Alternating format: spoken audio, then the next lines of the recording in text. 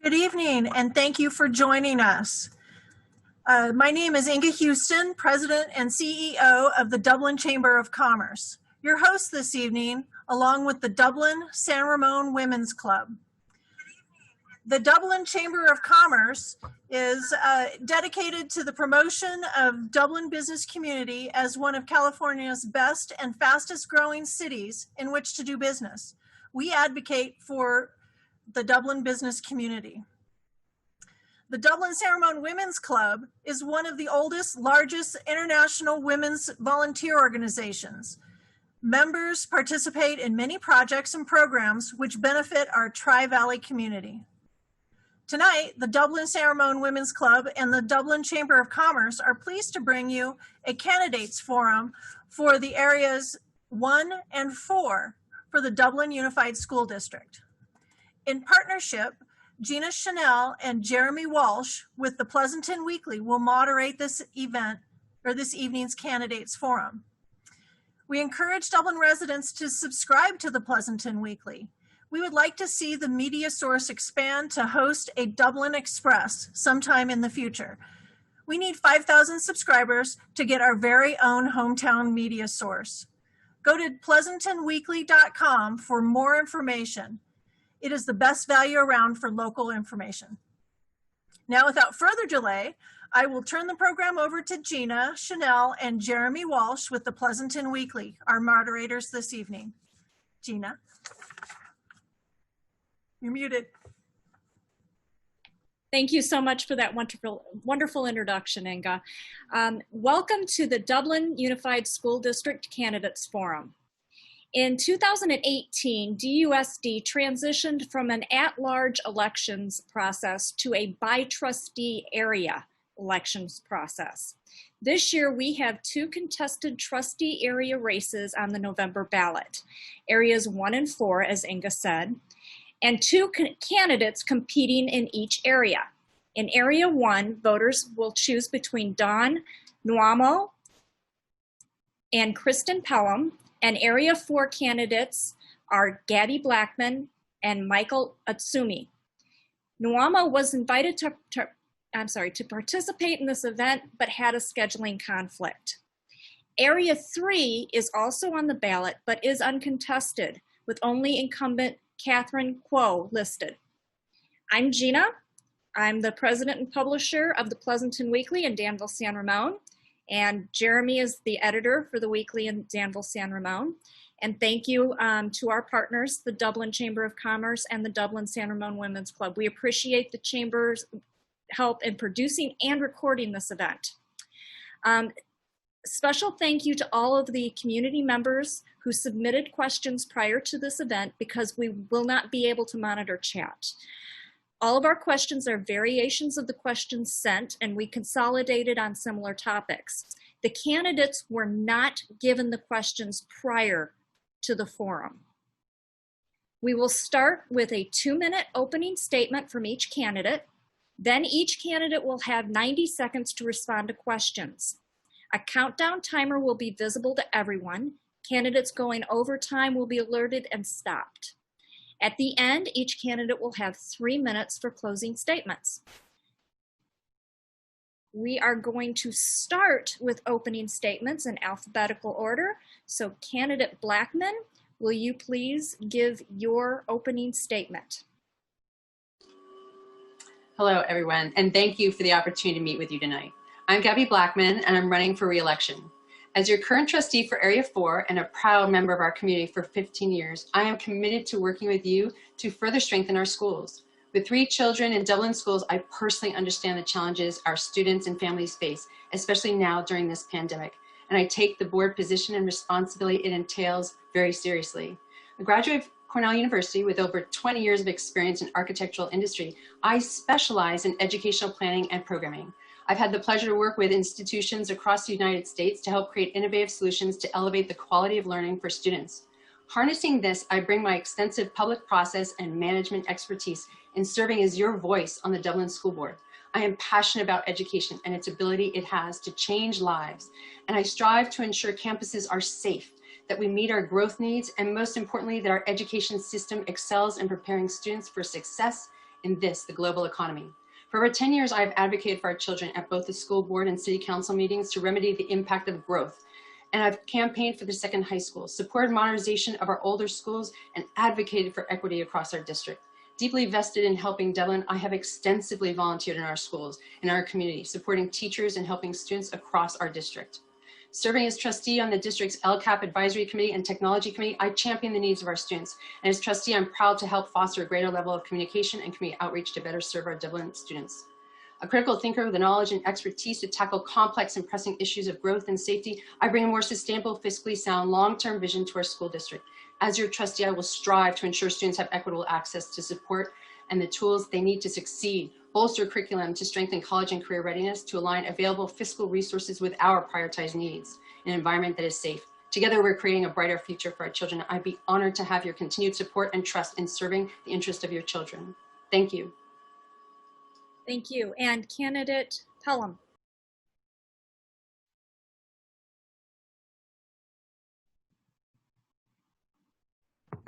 Hi again. All right, good evening. My name is Kristin Pelham, and I'm excited to be running for Dublin School Board in Area 1.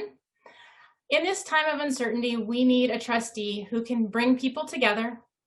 We need a trustee who has the experience to make decisions that benefit all students. My career has been dedicated to making a difference in the lives of students and in families. As a 20-year special education teacher in a neighboring district, I know how important it is to have good leadership on a school board. As an 18-year Dublin resident and the parent of 2 students in Dublin schools, I have also built relationships in our parent community. I am an active district volunteer who has served on the Boundary Committee, the Second High School Naming Committee, and a parent on the LCAP Committee. I was a member of the district leadership team that visited the Museum of Tolerance to build cultural proficiency and to plan to increase equity across the district. We must prepare our students to be lifelong learners, continue to recruit and retain excellent teachers and staff, communicate well and broaden our community representation, and be fiscally responsible. Students have always been my focus as an educator. As your trustee, I will ensure that every decision I make puts students first. It would be an honor to serve you on the school board. Thank you. Thank you. And candidate Utsumi.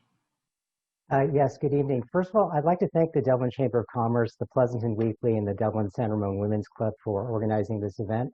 My name is Michael Utsumi, and I'm a 29-year resident of Dublin.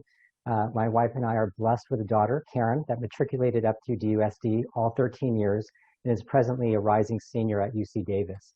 I believe that any act of public service is vital to the sustenance of a healthy community. For me, it was found in supporting public education for the benefit of all students, and that was giving my time for 15 years.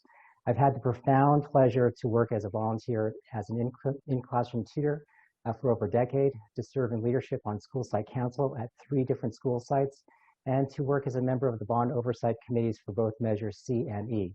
And more recently, I contributed to the CRC, which helped to ultimately identify the plot for Emerald High School. One distinguishing factor that I had is I had the pleasure of volunteering as a features writer for onedublin.org. And during this time, I interviewed and published profiles on students, teachers, administrators, and yes, even trustees for over a decade. The purpose was to shine the light on the people that make it happen at all 12 school sites. So in closing, I'd say that the work for DOSD is hardly done. We must foster the successful development of a new high school while ensuring that capital projects at Frederickson and Murray Elementary Schools succeed. And with deep gratitude to Dr. Moreo, this board will be tasked with hiring the new full-time superintendent. I embrace these challenges, and I'm prepared now to be a leader on this board and to be a champion for all students. Thank you. Thank you. And now we are going to move on to our questions. And reminder, you will have 90 seconds to answer. So Jeremy, will you ask the first question? Thank you, Gina. And we'll go from here in alphabetical order. We'll help navigate the candidates and the viewers through that. And we'll start with Kristin Pelham, Area 1. And let's begin with the pandemic. How do you feel about schools reopening? What specific steps or measures would you recommend to ensure safety for everyone? And until students can return to the classroom, how would you support remote All right. That's a lot in 90 seconds.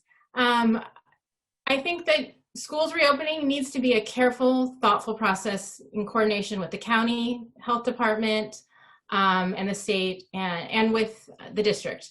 I've been working on the district reopening plans in San Ramon Valley. I was on the logistics committee over the summer to discuss plans for cohort models and how to safely bring students back. I think we need to focus on getting our youngest students and our special education students back first.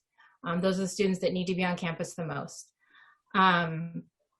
Also, in terms of remote learning, I think we need to continue to work on supporting the teachers and the parents and the students in learning how to navigate Canvas, how to navigate the different systems, and making sure that all students have access to reliable internet, devices to get connected to the classroom, and continue to foster the relationships that teachers are building with their students, even if it is through a computer.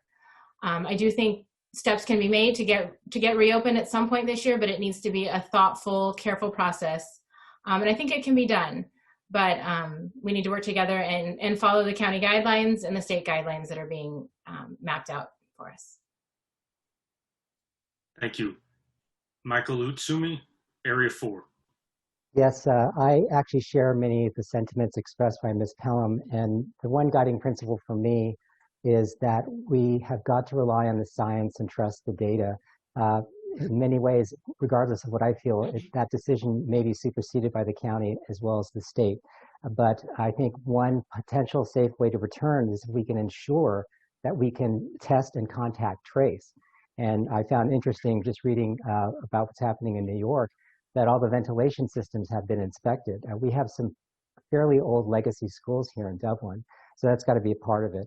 But in terms of managing distance learning, one of the things I'm really advocating for is to ensure that the district can provide continuous learning, continuous improvement for the staff, because that will then trickle down to the students. If we're satisfied with Canvas and with Zoom, then let's just get better at it. But I'm not afraid to take best practices from other districts. And at the end of the day, if Canvas and Zoom combination is not satisfactory, then we should be open-minded to exploring other technologies. Thank you. Thank you. And Gabi Blackman, Area 4. Hi, thank you. Excellent question. So sitting on the board as we close schools was a big lift, and I have to thank Dr. Markin for his work in helping us. But Dr. Mario has done an exceptional job in helping us navigate over the 2.5 months, a complete transition from over 100 years of education into a completely new modality of learning for our students.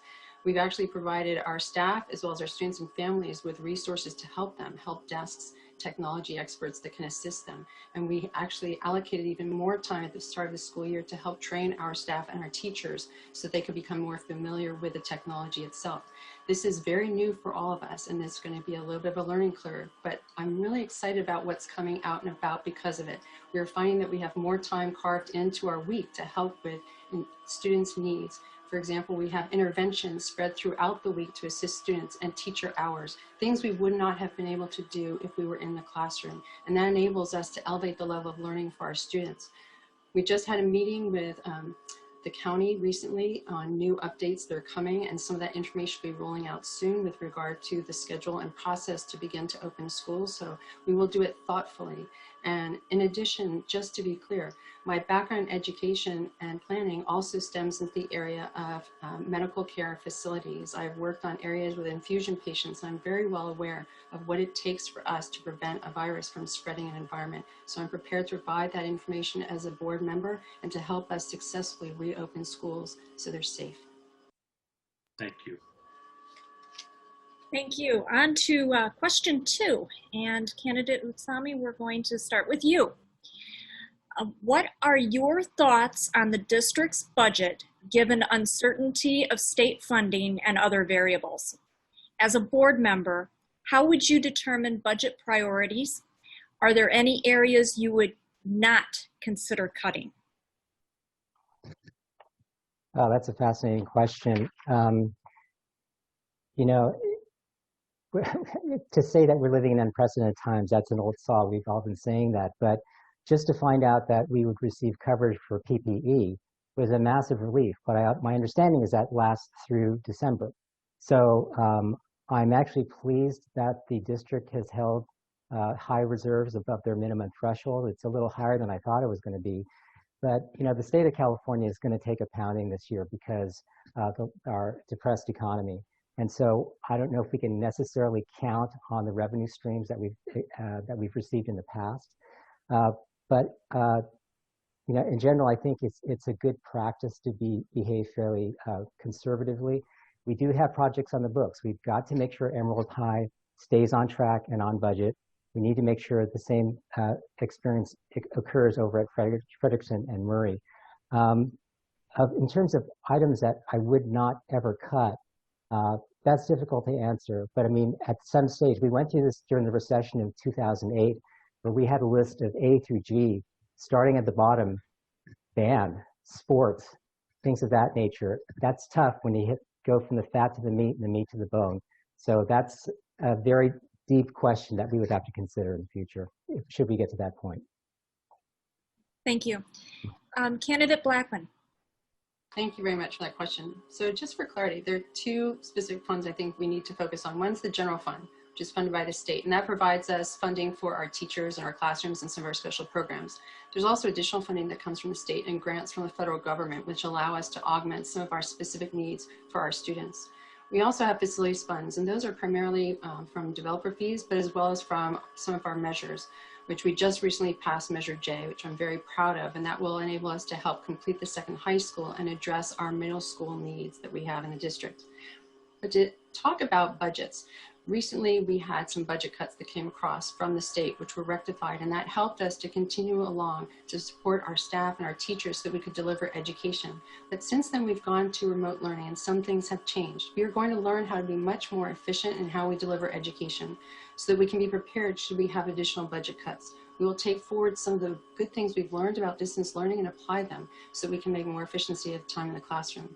The one thing I would try to protect the most is our classroom sizes. I believe that we need to bring our class sizes down because the amount of time that we actually have, it's referred to as contact hours, with our teachers is a good indication of the quality of learning our students are receiving. And so that's one area I would certainly protect if it ever came to the point where we have to look at the budget for cuts.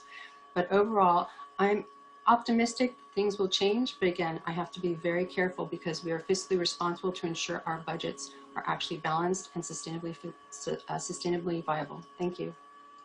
Thank you. And Candidate Pelham. Yes, as you're saying, there's a lot of different funding sources when it comes to school districts, with the facilities, with the bond measures, and those need to stay on track, and those funds are designated for just those areas. I think there is some state money coming in for specifically for addressing learning loss that is happening during this remote learning time, and we need to make sure that that gets spent on the programs that can help address students that are falling behind during these times. We need to look at the priorities. We need to keep the building on track.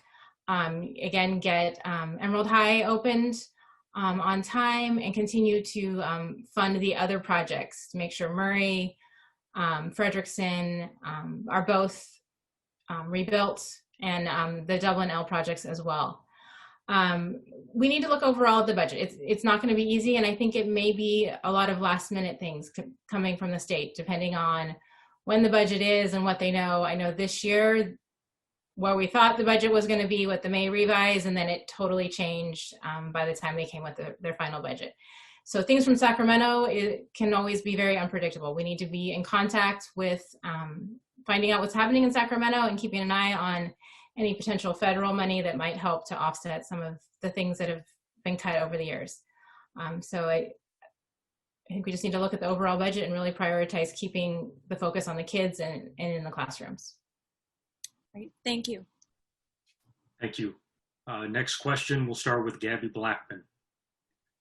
Dublin Unified has experienced considerable leadership turnover within the district in recent years, including the abrupt resignation of short-term Superintendent Dave Markin this summer and ushering in interim Daniel Moreo. Not to mention the 2 special elections for new trustees after a pair of midterm board resignations since the last general election.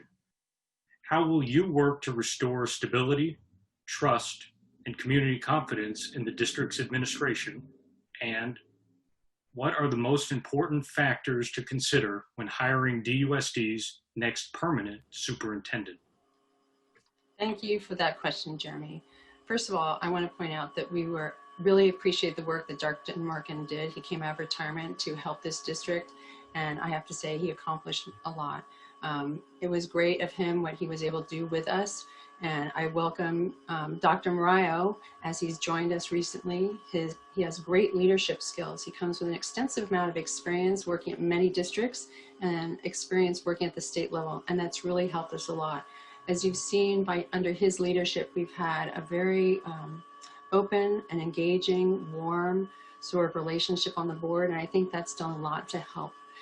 I'm excited working with him, although it's only going to be a year, but we have started our search for the new superintendent, and he'll be working with us. The board is very adamant to engage the community, and I think that's very important. We're going to have several meetings to enable the community to actually be engaged in the process, as well as our bargaining units. I think that's important that we all come to an agreement as to how we move forward.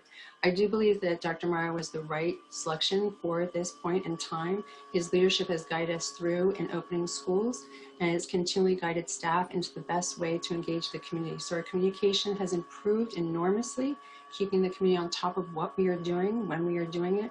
And that's a huge difference in our relationship that we're having with our community and our ability to progress. Thank you. Thank you. Kristin Pelham. Yes, I think the turnover and stability in the superintendent has been a significant issue in Dublin. I think it is going to be very key selecting the new superintendent.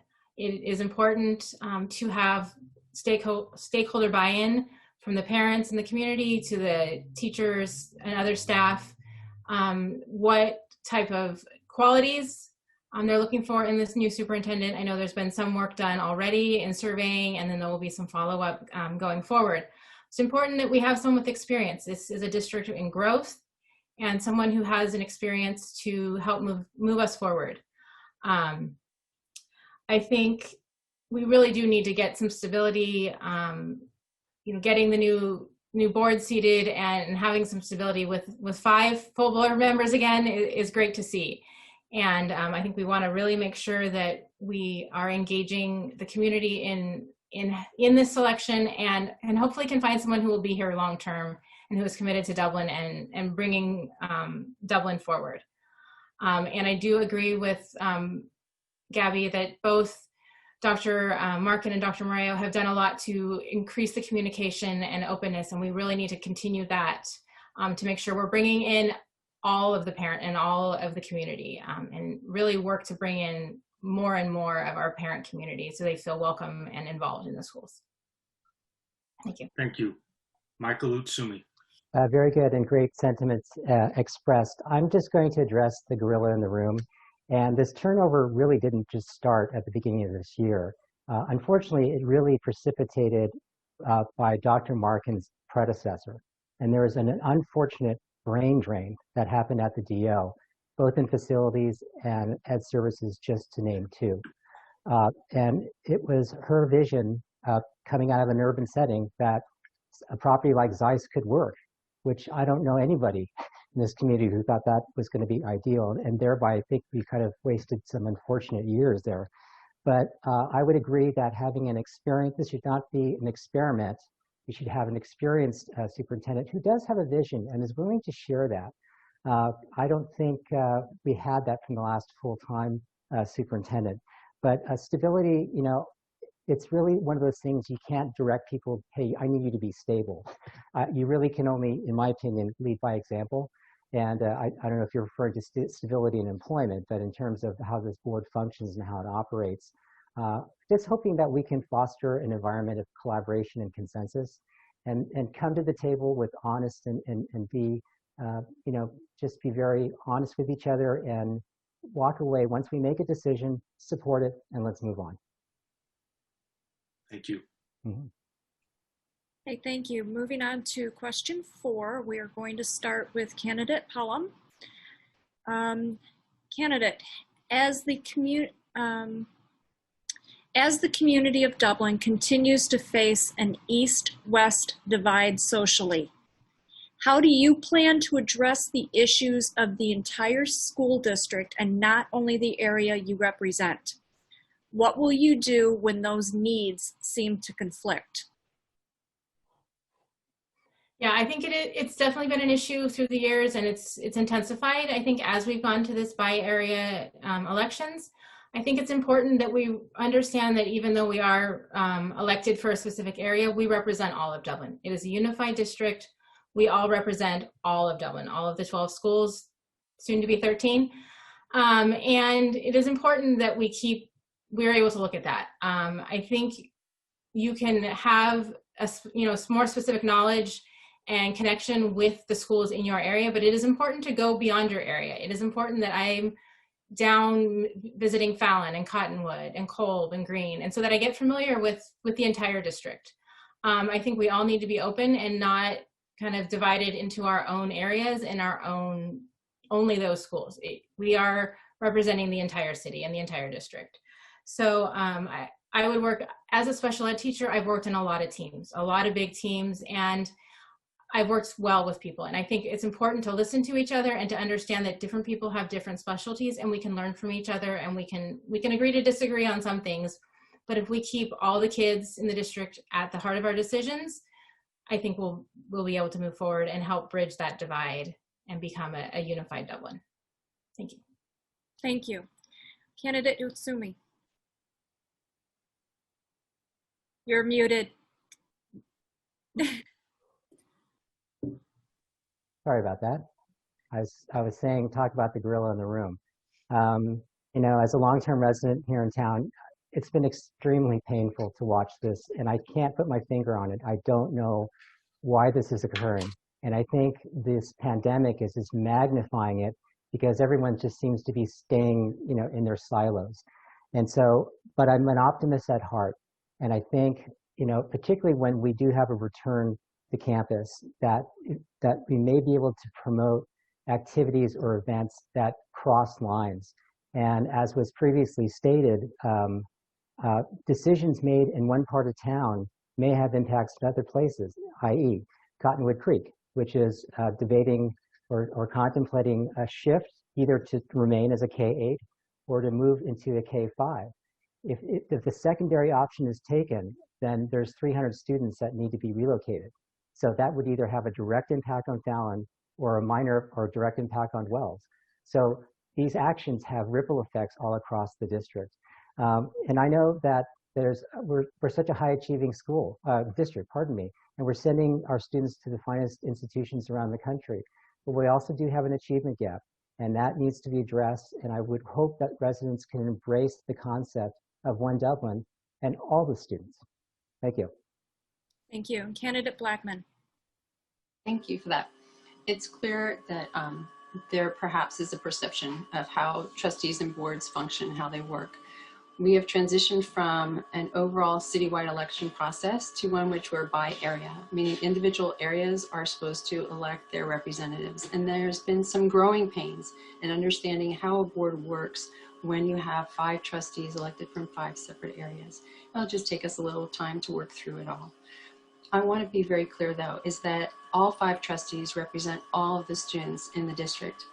And although we may have discussions about one issue in one area at any one time, we are always focused on how it affects everyone across the district. Case in point, we are going to have to go back and revisit our long-term facilities plan because we need to address the issue of our middle school needs. That will possibly involve and touch on what is happening at Cottonwood Creek. But this will be a long-term vision that will involve and touch every single one of our schools. And as trustees, we'll be looking at each of those issues and how meaningful they are for all of our students. And we look at things from maybe different points of view, but this is a democracy. Different points of view help us round out our decision-making process. And we will do so thoughtfully and with respect to one another, and we will come to consensus. And then we will all agree to support that consensus as we do now. Thank you. Thank you. Next question to Michael Utsumi. The Emerald High School project is advancing, with the board earlier this month certifying the final environmental impact report. What steps will you take to ensure this high priority project remains on time and within budget to finally give the community its long desired second comprehensive high school? Sorry, guys. having trouble with my mute button. A very fair question, and this is probably the most highly anticipated project that's come through this district in a long time. I wish we had it 4 years ago. I don't know the cycle in terms of how frequently we get reports from facilities, whether that's just once a month, once a quarter, whatever the case is. I would insist that it happen more frequently. I also know that part of the Bond Oversight Committee's responsibility is to do a site visit. That generally was the last visit of the year. I think we need to shake things up just a little bit, because the more information, really, we're not there swinging hammers, but the public is with bated breath. They're waiting. They've been waiting years for this. So I think at minimum, because we've got the community support to pass these bonds, we owe it to them to be hyper communicative and let them know what's going on. They don't need to know, okay, we finished, room A5, but we need something a little bit more comprehensive and a little bit more regular. That would be my solution. Thank you. Gabi Blackman. Thank you, Jeremy. So as many of you have known, the fight for this new high school started back in 2015 when we all gathered in the Fallon Middle School Forum for a large discussion to basically wake up our Board of Trustees at the time to recognizing the issues of growth. I was there with many of you, and that meeting we really came together as a community and recognized how important this project was going to be. The unfortunate outcome of the Zeiss meeting should probably have never been a site that was ever selected, but I was very proud to work with the community to bring many of you to that meeting so that we could voice our opinions and help get the votes we needed to turn it down. I served on the CRC committee as well as the high school design committee. I've approved the purchase of the site as well as approving funding for the school, and now our first contract. And you can see the bulldozers are out there moving dirt, so the Emerald of Dublin is under construction. But I want to be certain and very clear. We have allocated in Measure J, specifically in the bond language, something that nobody thought we could do, but I fought for vehemently, that we would actually put the language to complete the second high school in the bond language, which guarantees beyond a shadow of a doubt that we are going to finish that school. So my objective would be to get to that point as quickly as possible, because we can save more money and more time if we complete the second phase as quickly as possible. Thank you. Thank you. And Kristin Pelham. Yes, I think we're all very excited to see that shovels are starting in the ground for Emerald High School. I think there's two paths we need to be going on. In addition to the construction and doing that, there needs to be continuing planning on programming, hiring staff, and all of that as well. So that can happen in conjunction, parallel to the construction. I think we do need to make sure we are communicating with the city or with the residents about what is happening, what the steps are to make sure that everything is on track for that 2022 opening. I think the students are excited. I think the community is excited about it. It was fun being on the committee to select the name. There was a lot to naming things, and a whole lot of things that you never really thought about, especially in this era. But I think it's exciting that it has a name now. We can refer to it as Emerald High School. We can see the dirt moving, the dirt that came over from the old pool parking lot area now, to see that it becomes one, but that we're still one district. So I think it's important that we're doing that, and that we are sharing the programmatic things and everything going on at the same time, and making sure that we have not just the building ready to go, but that we have the infrastructure of staffing and programs to open in 2022. Thank you. Thank you. And kind of on the same topic, of course, Emerald High School is the marquee, but the Measure J bond had a variety of other projects and proposals on its list. What additional pending projects from Measure J and other bonds are important to you? Which will you advocate for the board to prioritize? And we'll start with candidate Blackman. Thank you for that question. So I am a trustee currently, and I have reviewed our allocation plan, our implementation plan for our facilities projects. And so the document was reviewed back in December and stands. It is tied to Measure J. We've actually have writing specifically in Measure J that addresses both completion of the second high school, as you mentioned, as well as funding for middle school needs, which is a critical path right now in terms of the growth of the school district. Our elementary school numbers are slightly tapering off, but our middle school numbers are growing. And whereas we may have capacity at Wells, we are going to reach a threshold point where we will not have enough seats for our middle school students. And that is why it's important for us to get back to our larger facilities master plan and review that. But the other projects that are really critical is Cottonwood Creek. So as mentioned is that this project was completed without its gymnasium. It also has some key curriculum issues that it needs to address. That meeting is coming up in October. I believe the board will have a resolution at that point in time and we'll be able to move forward. Should we need to, the funding will be allocated to complete that gymnasium that they need for those students. In addition, we have the Dublin Crossing site, which is a very large parcel and it is a key component of us solving our growth issues in this district. It was very generous of the city to work with us to actually acquire the site. So we're excited about actually being able to move forward and complete that project as well and serving the students in that area. Thank you. And candidate Pelham. Yes, in my work on the boundary committee, we did a lot of work looking at the numbers of students who are projected, and I think it's really important that that is continued to be looked at every year in terms of projections. And while there are definitely facility issues at the high school that will be addressed by Emerald High, there are facility needs at the middle and elementary schools as well, and we can't neglect those. And the Boulevard Parks, I'm not sure what the exact term is, but we definitely need to make sure that something happens there, and that we look at the numbers and we look at the projected students to make sure that we have a seat for everyone in their neighborhood school. And I also think it's important to make sure the other schools are not forgotten. It's exciting. My kids went to Murray, and it's a wonderful, amazing school, but it's definitely an older school building that kind of got forgotten for a while, and we're finally getting some progress in moving that forward. So I want to make sure that we are looking at facilities across the district and not just building the new schools, but also making sure that even some of the older new schools are keeping up in maintenance, keeping up in the facilities that they need. But really looking at the numbers of students that are projected in both the elementary and the middle school level so that we have enough seats for them across the district. Thank you. Candidate Utsumi. Yes, thank you for that question. Yeah, it's the one thing I learned as serving on bond oversight committees for both C and E is that there's a reason why these bond measures are written in the way that they are. And what I'm saying is that you may have a vision of where you'd like to go, but then sometimes life gives us a left or a right. And so we need to be flexible enough to deal with immediate needs, a la what happened to the roof over at Dublin L. Okay, you just can't let that go happen when learning is occurring. But I know there's an immense sector of this town that's really thinking about the high school, and I see it. I totally understand.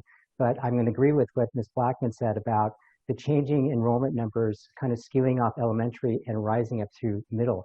So nothing is static in this district. Everything is fluid.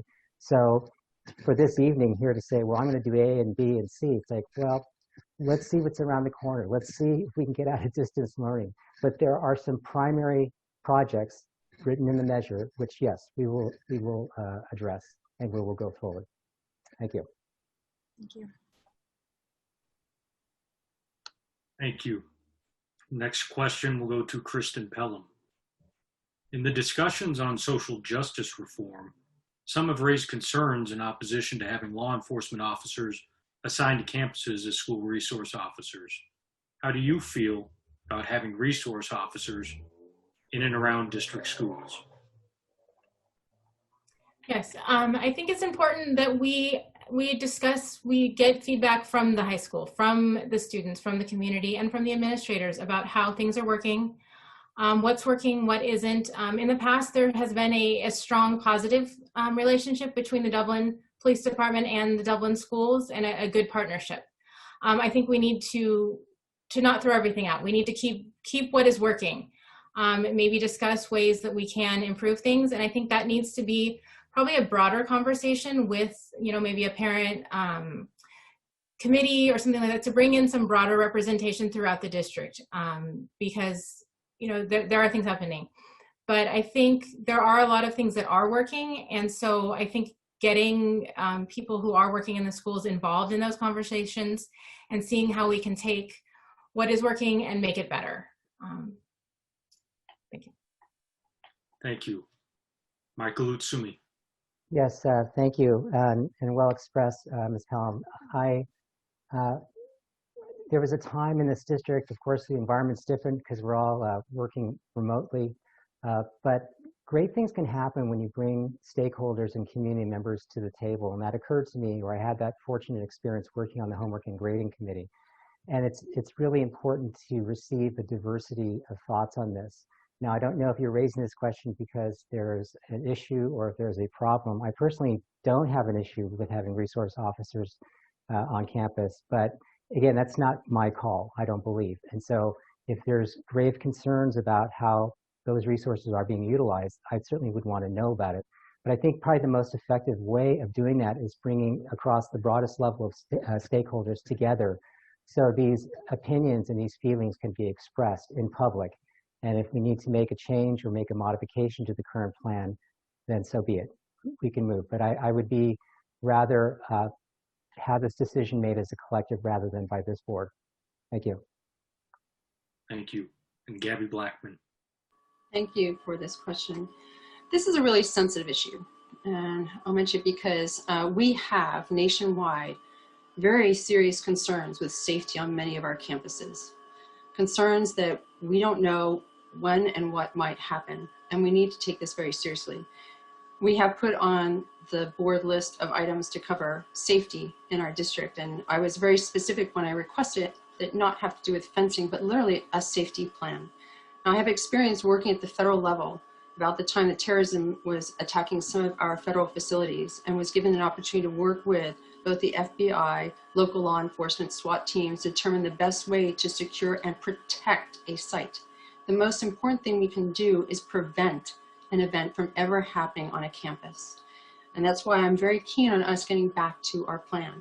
But to touch on having an officer on site, we need to really understand what are they doing and what kind of resources are they providing for us. And perhaps as a board, we can look at each of our campuses and have a better sense of what we could do to provide greater safety for our students. We want them to learn an environment where they feel safe, where they know they are protected. But at the same time, we do not want students to feel like they are being cared for in a way that does not respect their rights. So it's a very sensitive issue, and I expect that we will get to it this year. Thank you. Thank you.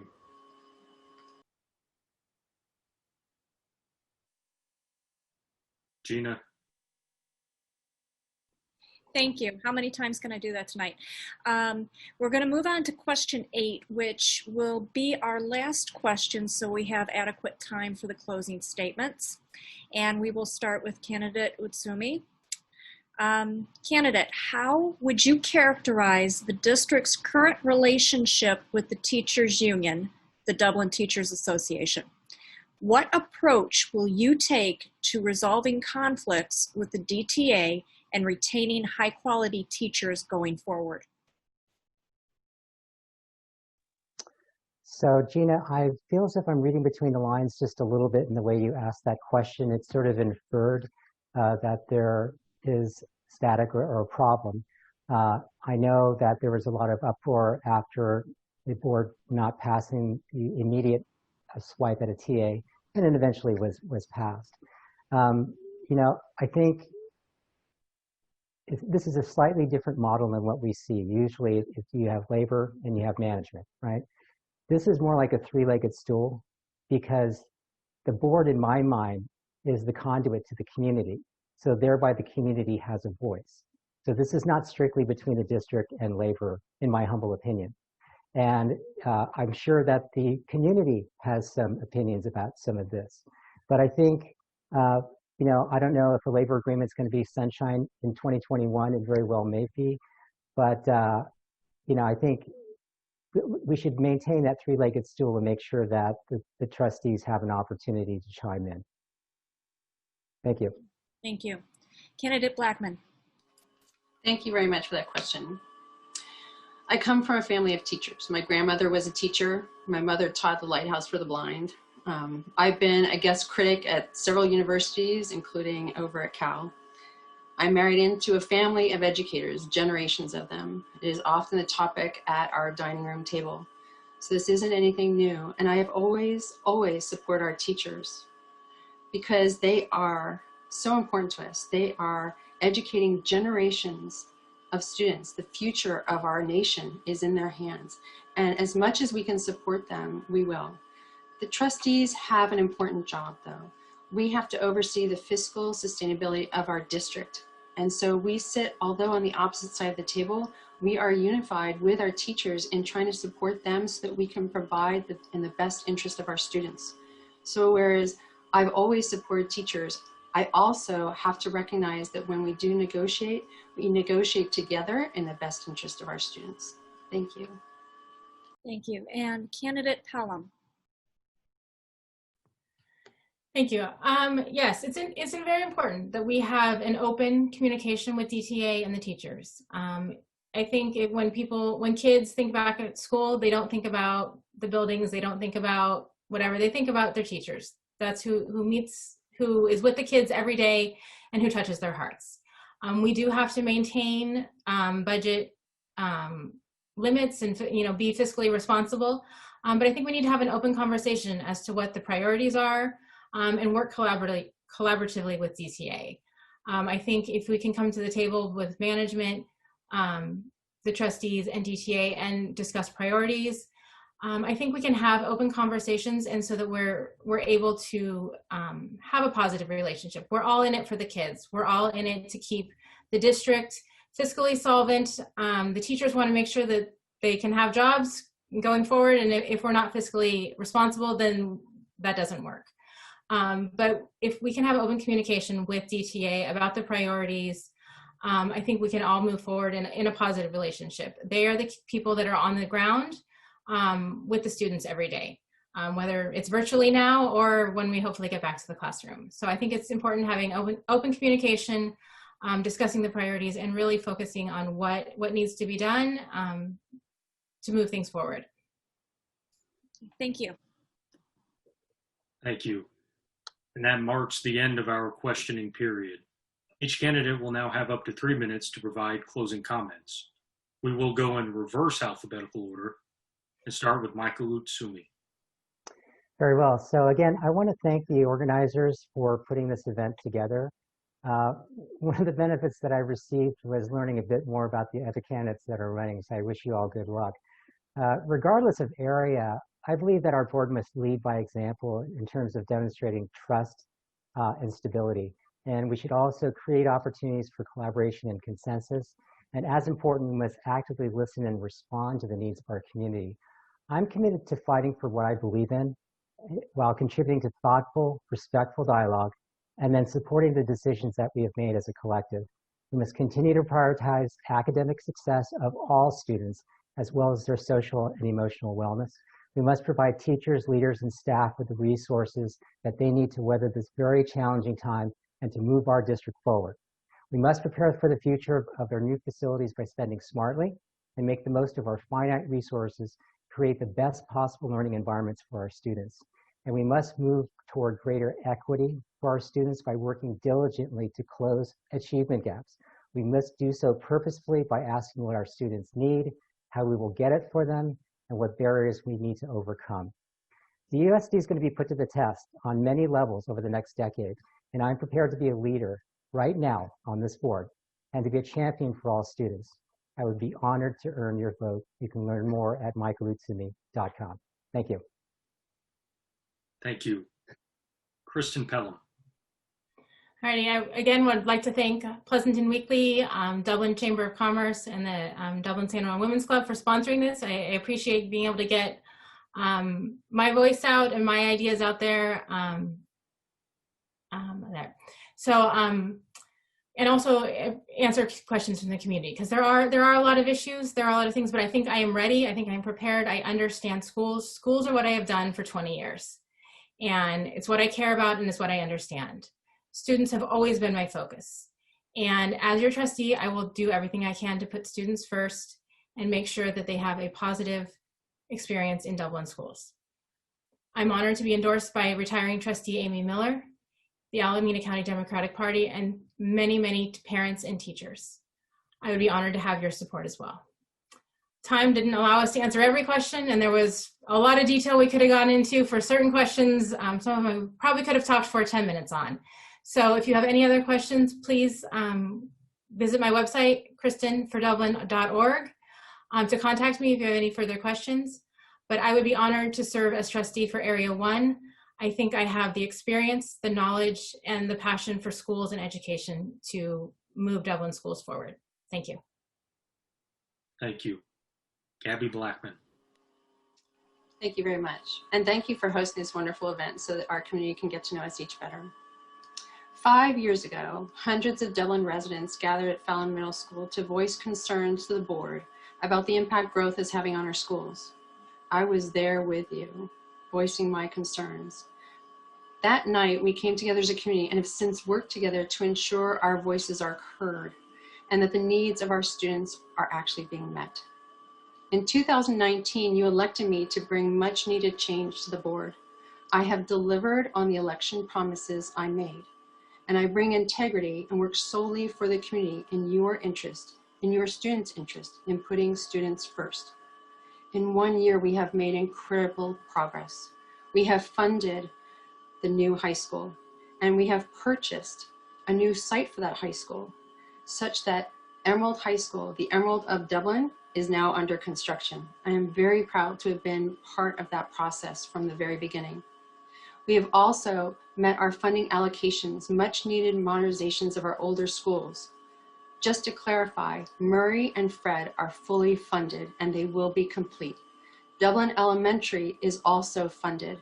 In addition, we have allocated $10 million more to assist in the renovation of those spaces up until the point where that project can begin, because we want to take care of our students.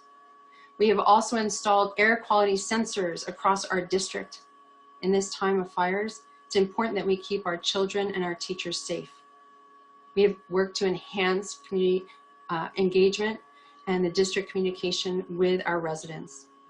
The constant messaging came out of CSBA event last December, where we learned from communities like our own in the fires how important it was to begin to open up the dialogue with our community and do it consistently and be proactive, bringing them in the discussion. I'm really proud of the fact that we have priority project language in Measure J. Thank you, community, for approving this incredible bond. And for hiring Dr. Morayo as the interim and now acting superintendent. Great smooth opening of schools. We are ensuring that we are able to keep our students, our children, our families, our teachers, and our staff safe. Working together, we will continue to transform our district and provide a safe, equitable experience addressing all of our growth needs while elevating the quality of learning for all of Dublin's children. This November, I would be honored to have your continued support and trust in voting for me, Gabi Blackman. To learn more, please come to my website, gabifordublin.com. Thank you very much. Thank you. And on behalf of the Weekly, I would like to thank the candidates and our partners, Dublin Chamber of Commerce and Dublin San Ramon Women's Club. I'm going to turn it back over to Inga if she's ready, so she can sign off.